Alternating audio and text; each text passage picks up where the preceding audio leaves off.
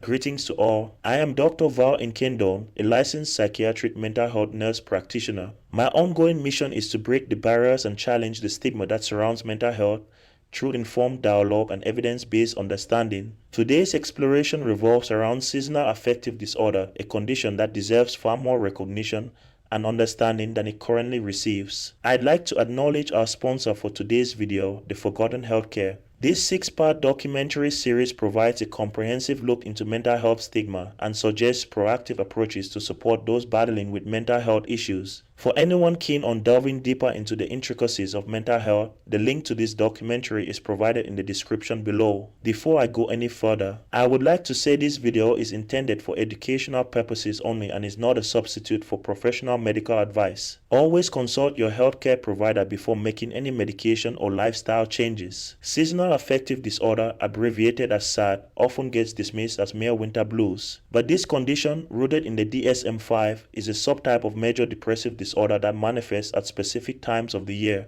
To understand it better, we must first look into the DSM-5 criteria. This manual states that for a diagnosis of seasonal affective disorder, there must be a clear presence of depressive episodes primarily during the fall and winter months, which improve or completely resolve during spring and summer. The symptoms of SAD resemble those of major depressive disorder and include feelings of hopelessness or worthlessness, a loss of interest in activities once enjoyed, changes in appetite or weight, difficulty sleeping, and, in severe cases, thoughts of death or suicide. The duration of these symptoms is crucial. They must persist for at least 2 consecutive years during the same season and without any external triggering event. Discussing prevalence, studies indicate that about 5% of adults in the US experience seasonal affective disorder, and it typically lasts about 40% of the year. Interestingly, women are 4 times more likely than men to be diagnosed with SAD, and while it can manifest at any age, the average age of onset is around 20 to 30 years. The crucial aspect of seasonal affective disorder is differential diagnosis. It's paramount to distinguish seasonal affective disorder from other mental health conditions that might present similar symptoms. These could range from bipolar disorder, where mood changes could be mistaken for seasonal shifts, to generalized anxiety disorder, where excessive worry might overlap with depressive symptoms. Moreover, certain medical conditions, such as hypothyroidism or mononucleosis, can mimic the fatigue and lethargy associated with seasonal affective disorder. This underlines the critical importance of consulting with both a mental health professional and a primary care provider to ensure an accurate diagnosis and holistic care. As for management, both medication and non-medication strategies have proven effective. Light therapy, where patients are exposed to bright light that mimics natural sunlight, has been a staple in treating seasonal affective disorder. Pharmacological interventions like antidepressants can also be beneficial,